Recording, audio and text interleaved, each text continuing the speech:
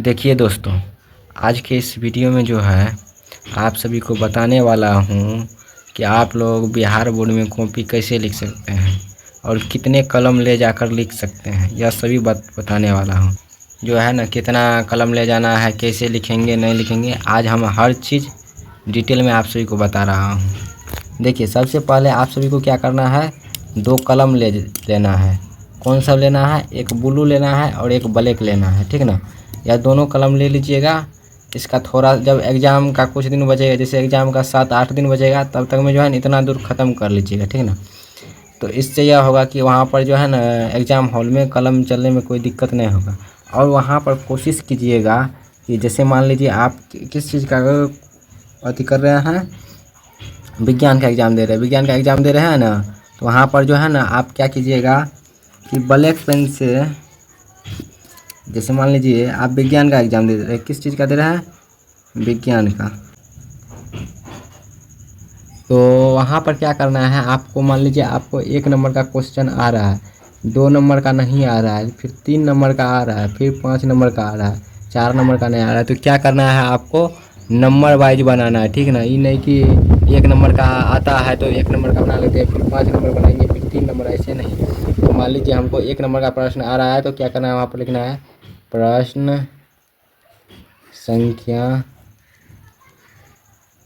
1 का उत्तर, 1 दे दीजिए, 1 का उत्तर, इस प्रकार से लिख दीजिएगा। इसी प्रकार से जो है ना टॉपर लोग भी लिखता है, ठीक ना, प्रश्न संख्या 1 का उत्तर, ठीक ना। उसके बाद जो है जो सवाल रहेगा, जो आंसर रहेगा, आंसर नीचे में लिखिएगा, ठीक ना।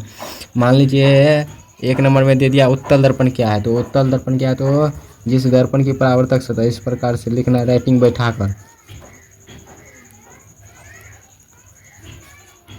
जिस दर्पण की परावर्तक सतह,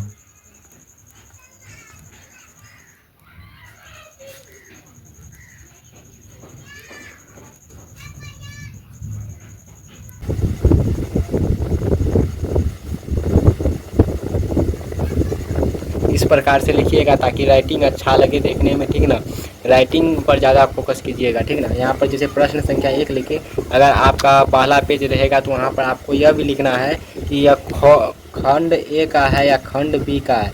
खंड जो लिखा रहता है, खंड अ या खंड अ में जो है क्या रहता है आपका, खंड अ में जो है आपका ऑब्जेक्टिव रहता है। खंड अ में क्या रहता है, ऑब्जेक्टिव रहता है, ठीक है ना। खंड अ में क्या रहता है, ऑब्जेक्टिव। खंड ब में क्या रहता है, खंड ब में रहता है आपका लघु उत्तरीय प्रश्न।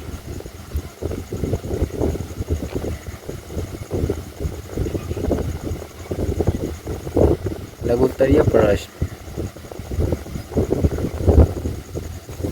उसके बाद खंड 100 होता है, खंड 100 होता है जिसमें दीर्घ उत्तरीय रहता है,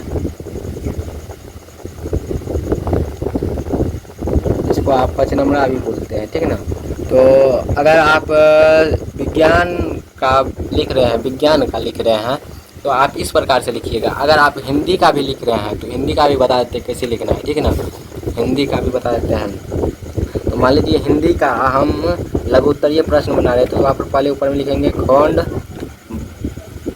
वो लिख देंगे, ठीक है ना। आप इसको काला पेन से लिख लीजिएगा, हम ब्लू पेन से हर चीज़ को लिख देते हैं, ठीक ना। आप काला पेन से लिखिएगा। उसके बाद क्या कीजिएगा, यहाँ पर लिखना है, जैसे मान लीजिए हमको प्रश्न संख्या 2 आ रहा है, तो यहाँ पर क्या लिखना है, खंड को लिख कर यहाँ पर लिख देना है कौन सा है, लघु उत्तरीय प्रश्न। क्या लिखना है, लघु उत्तरीय प्रश्न, लघु उत्तरीय प्रश्न। उसके बाद यहाँ पर नीचे में आप सभी को क्या लिखना होगा, नीचे में लिखना है, मान लीजिए हमको 2 नंबर का सवाल आ रहा है, तो हम लिखेंगे प्रश्न संख्या 2 का उत्तर, प्रश्न संख्या 2 का उत्तर। आप मान लीजिए हिंदी बना रहे हैं, हिंदी में जो सवाल 2 नंबर में देगा उसको हम बना लेंगे।